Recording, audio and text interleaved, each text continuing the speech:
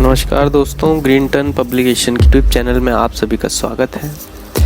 चलिए दोस्तों, आज शुरू करते हैं। आज 5 हमने करंट अफेयर के क्वेश्चन आप लोगों को दिए हैं और इनका हम आंसर देंगे एक्सप्लेनेशन के साथ। तो चलिए दोस्तों शुरू करते हैं।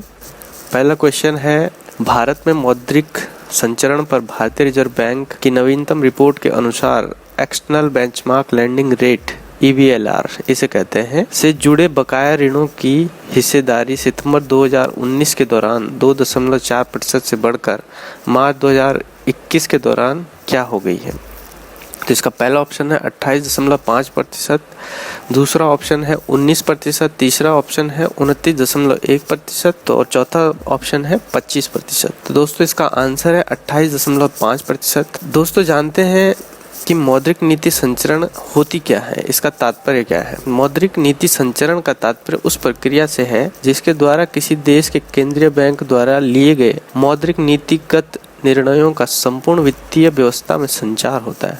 इसके प्रभाव अर्थव्यवस्था में जैसे ब्याज दर, मुद्रास्फीति जैसे कारकों के माध्यम से परिलक्षित होते हैं। RBI द्वारा इसके लिए नई नीतिगत संकेतों का प्रयोग किया जाता है, जिसमें रेपो रेट मतलब जिसे नीतिगत दर भी कहा जाता है सर्वप्रमुख संकेत है। रेपो रेट में परिवर्तन अर्थव्यवस्था में ब्याज दरों में परिवर्तन के माध्यम से निवेश, बचत आदि की दरों को प्रभावित करता है। चलिए जानते हैं भाई कि अब इसमें EBLR external benchmark lending rate हमने कहा है, तो वो क्या होता है इसको भी जान लेते हैं। EBLR जो है ये अप्रैल 2016 में लागू किया गया था। यह न्यूनतम ब्याज दर है जिस पर वाणिज्य बैंक ग्राहकों को उधार दे सकते हैं। यह दर 4 घटकों धन की सीमांत लागत, नगद आरक्षित अनुपात, परिचालन लागत और परिपक्वता अवधि पर आधारित होती है। MCLR वास्तविक जमा दरों से जुड़ा हुआ है, इसलिए जब जमा दरों में वृद्धि होती है तो यह इंगित करता है कि बैंकों की ब्याज दर बढ़ने की संभावना है। अब हमारा दूसरा क्वेश्चन है, जेफ बेजोस की स्पेस कंपनी का क्या नाम है। Space x, orbital sciences, blue origin, Airbus defence and space. तो दोस्तों इसका आंसर है ब्लू ओरिजिन। दुनिया के सबसे अमीर शख्स जेफ बेजोस मंगलवार को धरती से 105 किलोमीटर की ऊंचाई पर जीरो ग्रेविटी में सैर करके लौट आए हैं।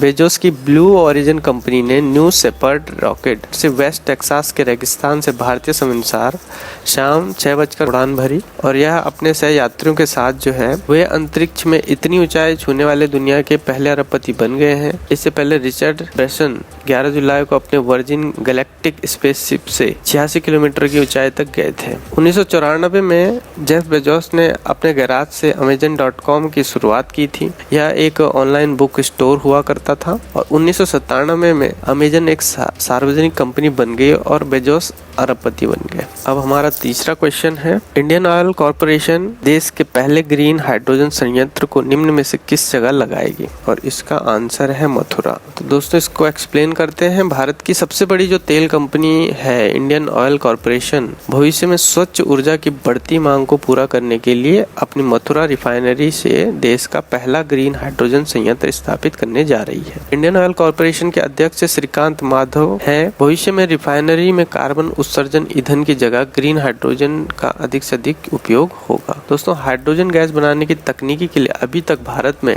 2 तरह की टेक्नोलॉजी का इस्तेमाल होता है। पहली पानी का इलेक्ट्रोलिसिस करके हाइड्रोजन अलग कर लिया जाता है। दूसरे तरीके में प्राकृतिक गैस को तोड़ा जाता है जिससे हाइड्रोजन और कार्बन अलग हो जाता है। इसे 2 तरीके के फायदे होते हैं। हाइड्रोजन को ईंधन के रूप में इस्तेमाल कर लिया जाता है जबकि कार्बन का उपयोग स्पेस, ऑटो, पोत निर्माण, इलेक्ट्रॉनिक जैसे कामों में किया जाता है। अच्छा, इसके बाद नेक्स्ट हमारा जो क्वेश्चन है वह है, मून लैंडिंग डे निम्न में से किस दिन मनाया जाता है। इसका आंसर है 20 जुलाई। दोस्तों 20 जुलाई 1969 को मनुष्य ने चंद्रमा पर पहली बार कदम रखे थे। कमांडर नील आर्मस्ट्रांग और माइकल कॉलिंस अपोलो 11 से चंद्रमा पर गए थे।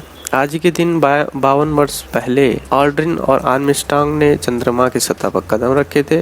इन दोनों ने चंद्रमा की सतह पर 12 घंटे से अधिक का समय बिताया था। चंद्रमा पर मनुष्य के पहले कदम की वर्षगांठ के उपलक्ष्य में अमेरिकी राष्ट्रपति रिचर्ड निक्सन ने 1971 में हर वर्ष इस दिन को मून लैंडिंग डे के रूप में मनाने की घोषणा की थी। जो नेक्स्ट क्वेश्चन हमारा है वह है, भारत ने राष्ट्रीय पोषण अभियान हेतु विश्व बैंक के साथ कितने ऋण पत्र पर हस्ताक्षर किए? इसका सही आंसर है $200 मिलियन।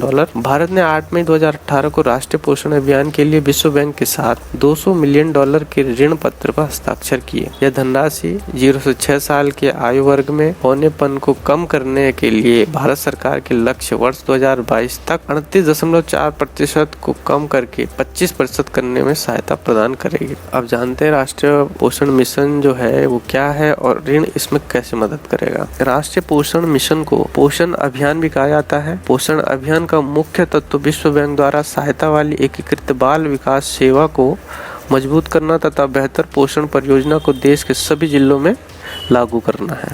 प्रधानमंत्री ने 8 मार्च 2018 को राजस्थान में पोषण अभियान को लॉन्च किया था। यह अभियान सभी राज्यों और केंद्र शासित प्रदेशों के 315 जिलों में चलाया जाएगा। योजना के तहत स्तनपान करने वाली महिला तथा 3 वर्ष तक के बच्चों को गुणवत्तापूर्ण पोषण प्रदान किया जाता है। राष्ट्रीय पोषण मिशन का लक्ष्य बौनापन, अल्प पोषण को कम करना तथा प्रति वर्ष अल्प वजनी बच्चों में 2% की कमी लाना है।